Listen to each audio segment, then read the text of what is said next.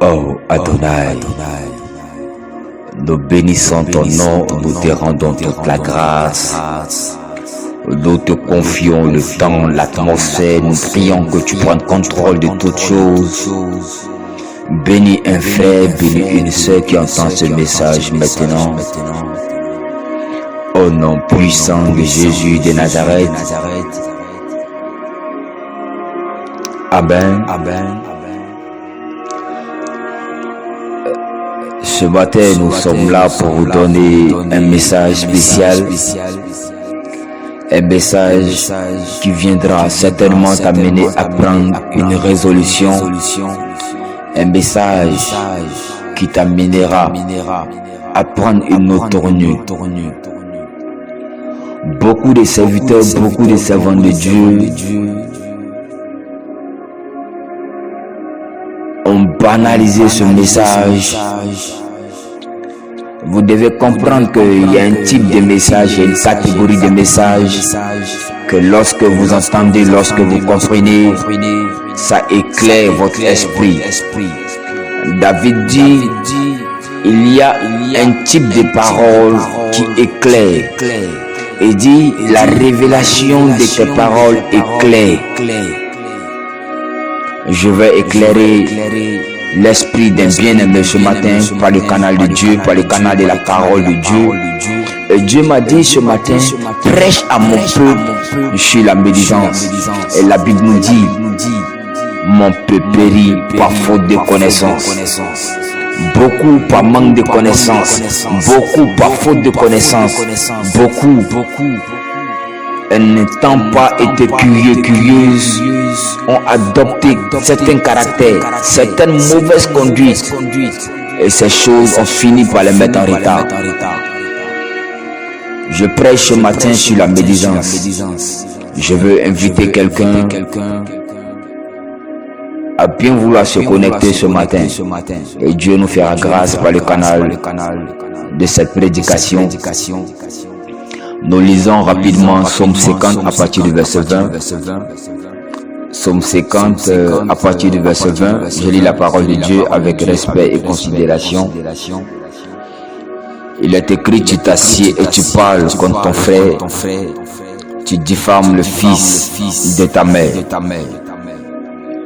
La Bible nous dit que tu t'assieds et tu parles contre ton frère. Tu diffames le fils de ta mère. Il dit, tu t'assieds et tu parles contre ton frère. Tu diffames le fils de ta mère. Que Dieu bénisse sa parole. Nous prêchons ce matin sur la médisance. Pour ceux qui notent et pour ceux qui nous entendent de près ou de loin, vous pouvez noter et marquer avec moi ce matin que la médisance est le fait de dire du mal, le fait de dénigrer, de salir l'image, la réputation d'une personne. La médisance tend toujours à ruiner l'image et la réputation d'une personne. Lorsque nous lisons le livre de 1 Corinthiens, principalement au chapitre 1, verset 11, nous voyons que les proches de Chloé, les habitants de Chloé vont se rapprocher de l'apôtre Paul et ils vont venir rapporter en lui disant un message. Ils vont dire à l'apôtre que le peuple avait commencé à entrer dans une forme de dispute, dans une forme de concurrence, dans une forme de rivalité, dans une forme de compétition. Donc lorsque les gens de Chloé vont commencer à comprendre que le peuple n'était plus uni, le peuple n'était plus un, le peuple n'était plus un peuple où régnait l'amour, ils vont commencer à vivre la rivalité, à vivre les disputes, à vivre la séparation, la compétition, la concurrence. La Bible dit, les habitants de Chloé, ils vont se rapprocher de l'apôtre Paul.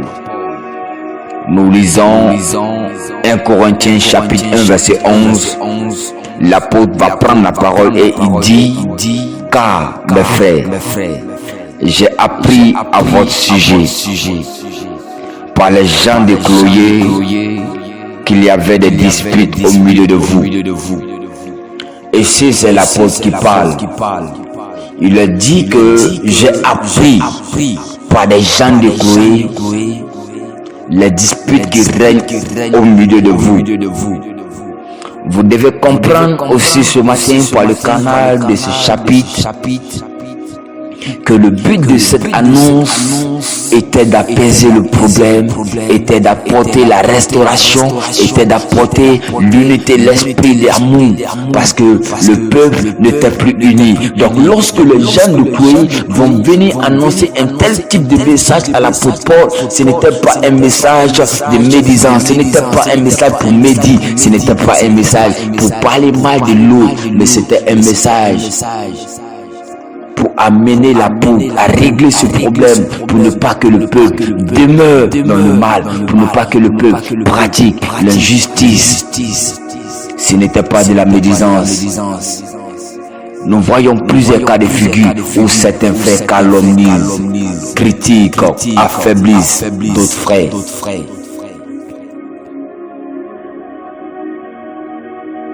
C'est dangereux. Beaucoup aujourd'hui ne se sentent plus aimés. Beaucoup aujourd'hui ont perdu la force de l'amour parce qu'ils ont été médits, parce que quelqu'un a parlé mal d'eux, parce que quelqu'un a médit contre eux. La Bible nous dit dans le livre d'Exode 20 à partir du verset 16, tu ne porteras point de faux témoignages contre ton frère. Il dit, tu ne porteras point de faux témoignages contre ton frère. Beaucoup ont porté de faux témoignages. Beaucoup ont sali l'image de l'autre. Beaucoup ont parlé mal contre l'autre. Et aujourd'hui, l'autre se sent frustré. L'autre se sent blâmé. L'autre se sent petit. L'autre a perdu la réputation. L'autre a été banalisé. L'autre a été minimisé. L'apôtre Paul va prendre la parole dans le livre de Colossiens 3 à partir du verset 8. Il va dire, mais maintenant, renoncez à toutes ces choses, à la colère, à l'animosité, à la méchanceté, à la calomnie, aux paroles déshonnêtes qui pourraient sortir de votre bouche. Parce que le peuple avait commencé à déshonorer les autres. Le peuple avait commencé à agir mal. Le peuple pratiquait la colère, l'animosité, la méchanceté. Les calomnies avaient déjà pris le dessus. L'apôtre annonce un tel type de message et dit, vous êtes des serviteurs de Dieu, vous êtes des élus de Dieu, vous êtes des choisis de Dieu. Il dit, renoncez à toutes ces choses, parce que ces choses ne glorifiaient pas le nom de Dieu. Ces choses n'étaient pas dignes devant Dieu. Il dit, renoncez à toutes ces choses. Vous devez noter aussi avec moi ce matin que la médisance n'est pas forcément une parole méchante. Elle peut être aussi vue, elle peut être aussi perçue comme une parole qui est vraie, mais qui est dite d'une mauvaise manière. Une parole qui est vraie, mais qui a été dite dans une mauvaise intention. Beaucoup disent la vérité, mais ils disent cette vérité dans le but de salir l'image des autres, dans le but de salir la réputation des autres, dans le but de tuer l'autre. La Bible dit, tu ne tueras pas. Médit, c'est tuer. Médit, c'est affaiblir. Médit, c'est diminuer l'autre. Médit, c'est atteindre l'image de l'autre.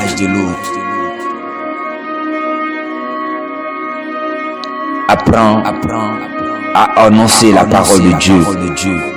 Que tout ce qui sort de ta bouche doit avoir une valeur dans le but de redresser. Et tu prêches la parole en toute occasion, favorable ou non, redresse, enseigne, cadre, recadre.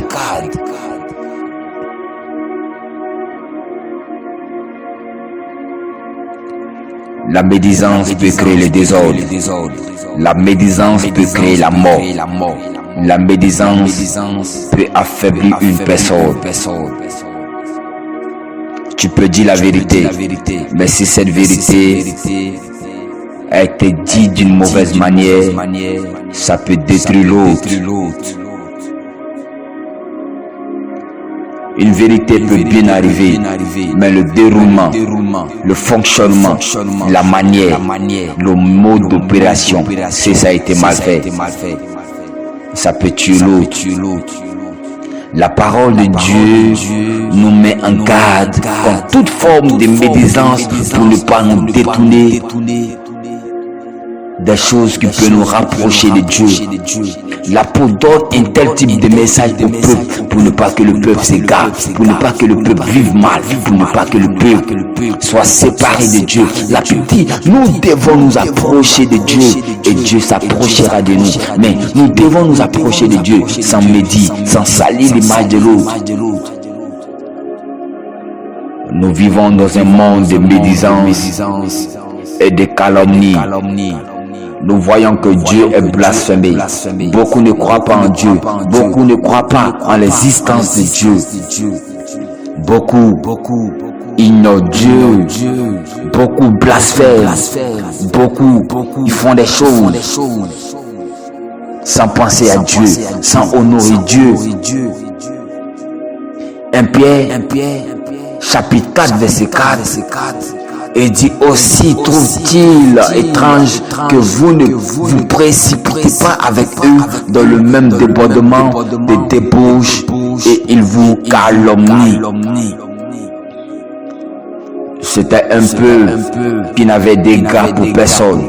Le peuple ne considérait pas Dieu. Le peuple vivait comme si Dieu n'existait pas. Vivait comme si Dieu n'était pas d'actualité. Il vivait comme si ils sont sur cette terre sans qu'il y ait un Dieu.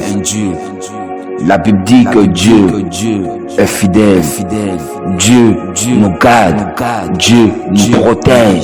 Dieu veille sur nous. Nous ne devons pas blasphémer. Lorsque tu blasphèmes contre Dieu, tu es en train de médire. Toutefois que tu blasphèmes, tu médites. Et tu dis des choses contre la volonté de Dieu. Beaucoup on dit des choses contre la volonté de Dieu. On t'a même prêché, on t'a même annoncé la parole de Dieu. On t'a même évangélisé. Et tu as dit qui est Dieu. Dieu même c'est qui. Allez avec votre Dieu. Tu blasphèmes. Tu es en train de médire. Et Dieu te demandera des comptes. Dieu te demandera des comptes. Dieu te demandera des comptes. Nous voyons également que la voie de la vérité est blasphémée. Beaucoup ne pratiquent plus la vérité. Beaucoup se sont adonnés aux mensonges. Beaucoup se sont adonnés aux mauvaises pratiques. Nous lisons 2 Pierre 2, verset 2. La Bible dit, plusieurs les suivront dans leur dissolution et la voie de la vérité sera calomniée à cause d'eux. Les gens ont formé un clan, les gens ont formé un groupe et ils ne pratiquent plus la vérité. Ils ne font que mentir, ils ne font que dire des choses qui n'honorent pas Dieu, ils ne font que dire des choses qui ne glorifient pas le nom de Dieu. La Bible dit, ils ont préféré mentir, ils ont préféré calomnier, ils ont préféré pratiquer la dissolution. Nous voyons au jour d'aujourd'hui des chrétiens qui sont injuriés. L'autorité est bâclée, l'autorité est méprisée, l'autorité est minimisée.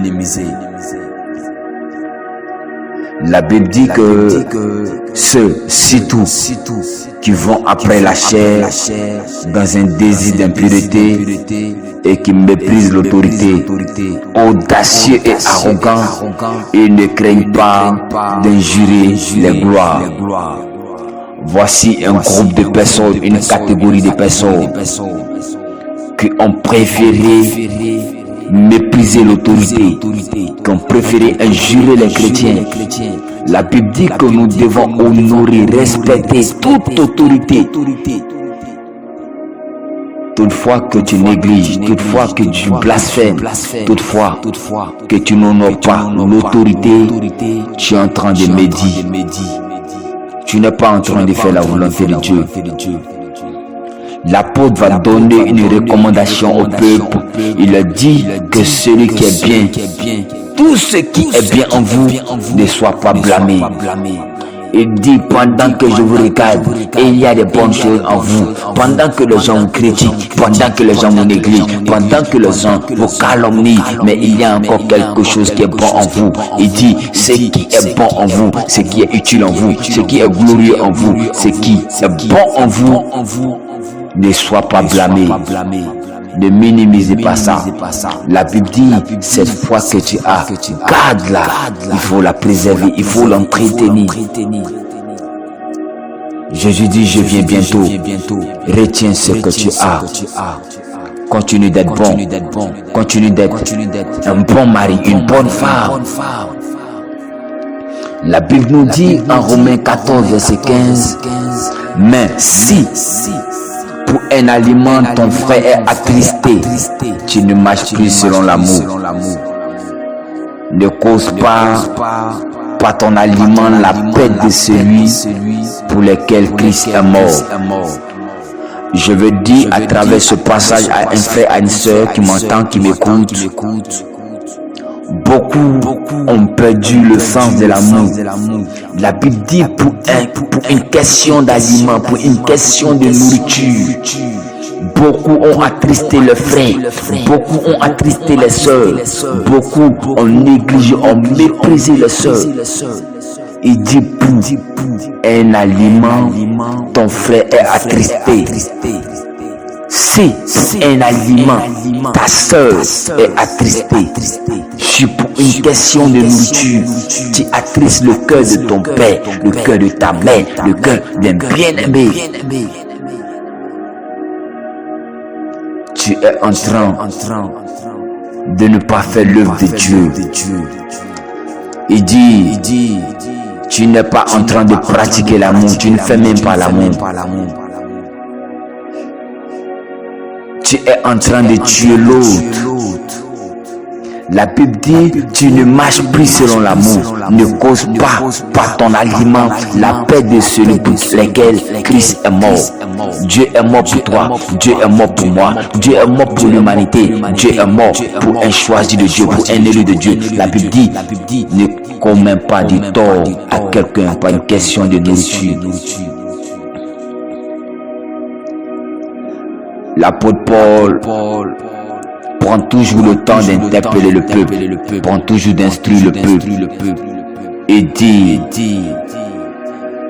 nous devons nous séparer des gens qui sont médisants, nous devons fuir des gens qui sont injurieux, des gens qui sont blasphématoires, nous devons nous purifier de l'œil méchant, de mauvais plans sataniques, de mauvais plans diaboliques, des choses qui ne n'ont pas Dieu, des choses qui ne glorifient pas le nom de Dieu, des choses qui ne sont pas dignes de la parole de Dieu. Il dit, nous devons nous purifier de l'œil méchant, des mauvais soupçons, des mauvaises œuvres, des hommes incrédules. Écoute-moi, la médisance crée le scandale, la médisance crée le manque d'amour, la médisance crée la séparation, la médisance crée le mépris, la division. La Bible dit dans le livre de Jacques 3, verset 5, la vie et la mort sont au pouvoir de la langue. Avec ta bouche, tu peux bénir une personne. Avec ta bouche, tu peux maudire une personne. Avec ta bouche, tu peux prier pour une personne. Avec ta bouche, tu peux apporter la vie, tu peux apporter l'honneur, tu peux apporter l'espoir, tu peux apporter la guérison, tu peux apporter l'espoir, tu peux apporter la gloire, le miracle, l'honneur. Mais avec ta bouche, tu peux attrister, tu peux médire. Une parole, telle qu'elle soit orale ou écrite, elle porte une sémence, elle porte un fruit. Soit la parole peut être dissipée, elle peut être relâchée dans le but d'apporter la vie, dans le but d'apporter la mort. Tout dépend de celui qui porte la parole. L'apôtre Paul va donner un message à l'église de Corinthe. Il va leur dire, si tu es bon, sois bon. Si tu es mauvais, continue d'être mauvais. Parce qu'un jour, tu passeras au tribunal de Christ. Un jour, tu passeras au tribunal de Christ. Et Dieu te jugera. Dieu prendra le temps de te juger. Il dit, car il nous faut tous comparaître devant le tribunal de Christ, afin que chacun reçoive selon le bien ou le mal qu'il aurait fait, étant dans son corps. Étant dans ton corps, pratique le bien, cultive le bien, annonce la parole de Dieu, sois un porteur de la parole de Dieu, sois un annonciateur de la parole de Dieu. Sinon tu passeras devant le tribunal de Christ. Car il nous faut comparaître devant le tribunal de Christ afin que chacun reçoive le bien ou le mal qu'il aurait fait étant dans son corps. Pendant que Dieu te donne ce corps, un temps soit peu, ce corps ne t'appartiendra plus. Le corps retournera dans la poussière et l'âme va monter. Mais Dieu te jugera. Tu passeras devant le tribunal de Christ. Abandonne la médisance. Pratique la justice. Pratique la parole de Dieu. Sois un homme bon. Sois un modèle. Sois un homme utile pour les autres. Nous devons veiller davantage sur nos paroles, pour ne pas tuer l'autre, pour ne pas affaiblir les autres, pour ne pas attrister le cœur, la mentalité des autres.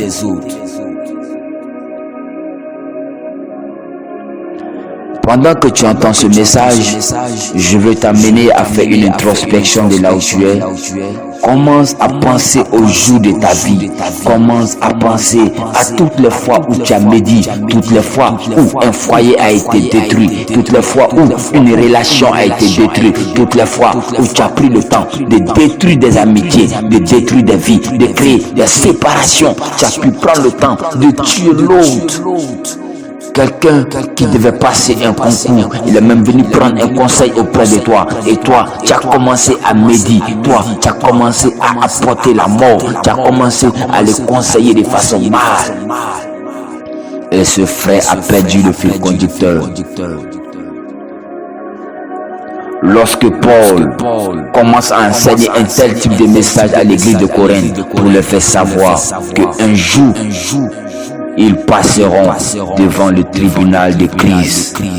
Lorsque David commence à comprendre le danger que peut courir quelqu'un qui pratique la médisance, lorsque David commence à comprendre ce que c'est que la médisance, lorsque David commence à comprendre le risque que peut courir quelqu'un qui pratique la médisance, lorsque David commence à savoir les dangers de la médisance, David entre automatiquement en lui et il dit dans le psaume 141 verset 3, Éternel, mets une garde à ma bouche, veille sur la parole de mes lèvres. David est en train de parler à Dieu. Il dit, Seigneur, mets une garde à ma bouche.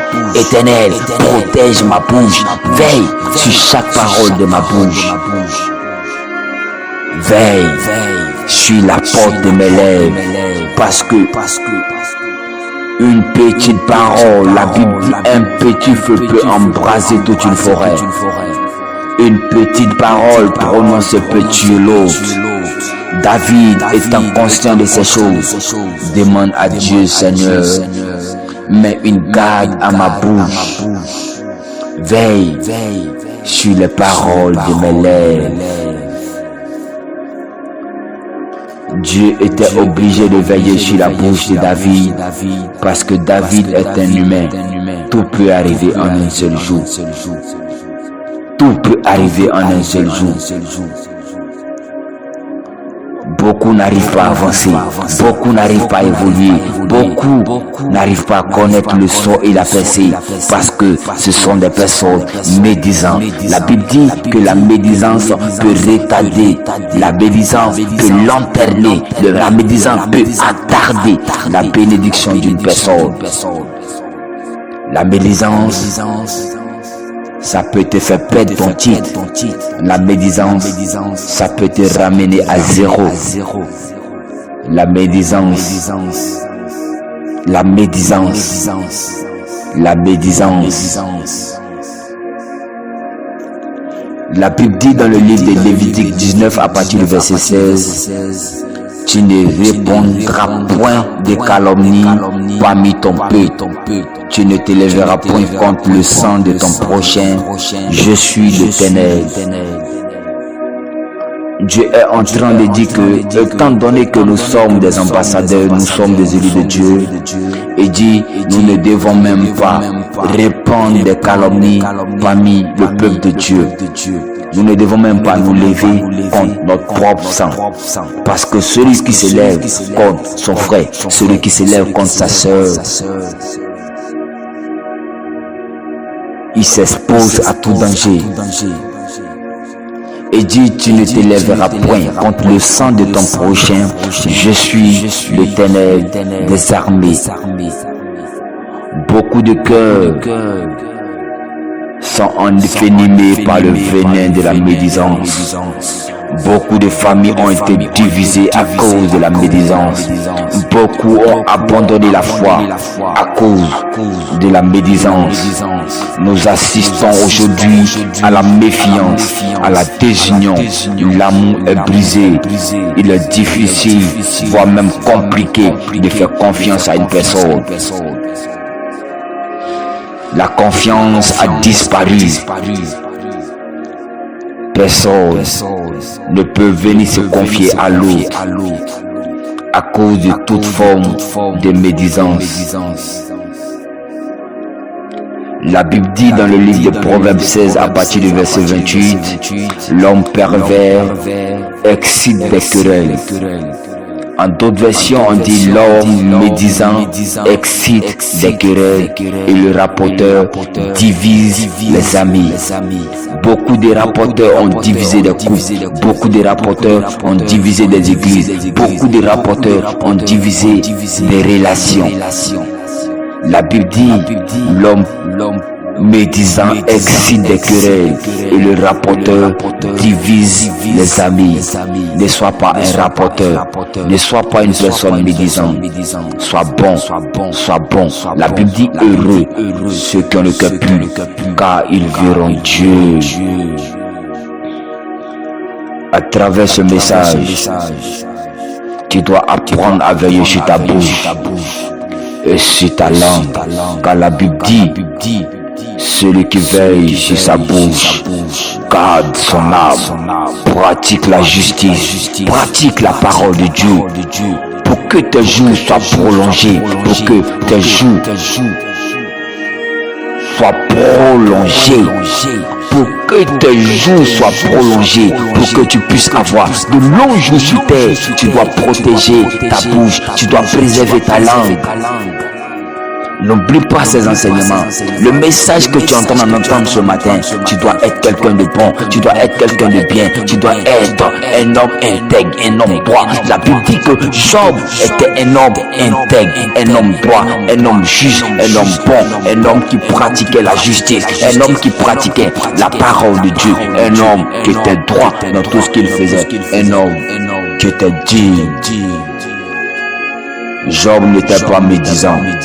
Malgré tout ce qu'il avait entendu, malgré tout ce qu'il avait vu, malgré tout ce que Job avait entendu, il avait compris. Mais Job était toujours un homme de qualité, un homme faible, un homme qui était intègre dans l'adoration, un homme qui était faible dans sa manière de louer Dieu, un homme qui était faible dans sa manière de servir Dieu. Nous terminons avec ce passage. Philippiens 4 verset 9. C'est très important. L'apôtre Paul va nous dire également que nous devons être ses imitateurs. Il dit, soyez mes imitateurs, comme je le suis moi-même pour le Christ. Paul nous amène à marcher comme lui. Il nous amène à vivre comme lui. Il nous amène à demeurer comme lui. Il nous amène à faire comme lui. Il dit, soyez mes imitateurs. Nous lisons Philippiens 4, verset 9. Il dit, ce que vous avez appris, reçu et entendu de moi, et ce que vous avez vu en moi, pratiquez-le, et le Dieu de paix sera avec vous. Paul dit au peuple, ce que vous avez appris et reçu et entendu de moi, et ce que vous avez vu en moi, pratiquez-le, et le Dieu de paix sera avec vous. Il dit, ce que vous avez appris et reçu et entendu de moi, et ce que vous avez vu en moi, pratiquez-le, et le Dieu de paix sera avec vous. Tu dois être utile pour ta famille, utile pour ton église, utile pour ton entourage, utile pour la société, utile pour ton travail. Ne sois plus une personne médisante. La médisance peut engendrer la mort. Et la Bible dit, le salaire du péché, c'est la mort. Et pour ne pas être jugé au tribunal de Christ de façon négative, pratique la parole de Dieu, observe les recommandations, pratique la justice, veille sur ta bouche, veille sur chaque ordonnance. Que le Seigneur vous bénisse. Demeure un homme de foi, demeure un homme de justice. Pendant que tu entends ma voix, tu vas rapidement baisser la tête et tu vas demander pardon à Dieu pour toutes les fois où tu as été médisant, pour toutes les fois où tu as blâmé l'autre, pour toutes les fois où tu as condamné l'autre, pour toutes les fois où tu as tué l'autre. Adonai, je vais te rendre grâce. Je vais bénir ton nom. Merci pour quelqu'un qui a entendu ce message. Apprends-nous à ne plus marcher. Apprends-nous à ne plus demeurer. Apprends-nous à ne plus nous allier à la médisance. Nous nous séparons de toute forme de médisance ce matin, Éternel. Fais de nous des serviteurs, des servants intègres, des servants droits, des servants justes, des personnes qui pratiquent la justice, des personnes qui pratiquent la parole de Dieu. Nous voulons être des modèles, nous voulons être des hommes droits, des hommes fidèles, des hommes intègres. La Bible dit, 10 hommes de toute la terre sécheront un juif, un chrétien, par le pan de sa robe. Ils vont saisir cet homme et ils vont lui dire, nous voulons marcher avec toi, nous voulons servir Dieu avec toi, nous voulons apprendre des choses nouvelles avec toi. Parce qu'ils avaient vu quelque chose de spécial dans la vie de ses frères. Fais de nous des modèles, partout où nous passerons. Nous voulons annoncer la parole de Dieu. Nous voulons, tel que tu l'as dit, aller et faites de toutes les nations mes disciples. Éternel, merci pour ce message. Merci Père, parce qu'à partir d'aujourd'hui, je me sépare de toute forme de médisance. Je ne suis plus un homme médisant. Je ne suis même plus un homme médisant. Je me sépare, je m'éloigne. Je brise toute forme de médisance. Au nom de Jésus. Que la gloire, la puissance et l'honneur te soient rendus. Merci pour ce message que tu viens de nous enseigner. Nous te rendons toute la grâce. Nous bénissons ton nom. Au nom de Jésus. Amen. Amen. Amen. Que Dieu bénisse sa parole. Sache que tu es béni. Dieu compte sur toi. Dieu compte sur toi. Tourne vers ton voisin et dis-lui, mon frère, Dieu compte sur toi. Et regarde juste ta voisine qui est autour de toi et dis-lui, ma soeur, Dieu compte sur toi. Que Dieu vous bénisse. Shalom. Shalom.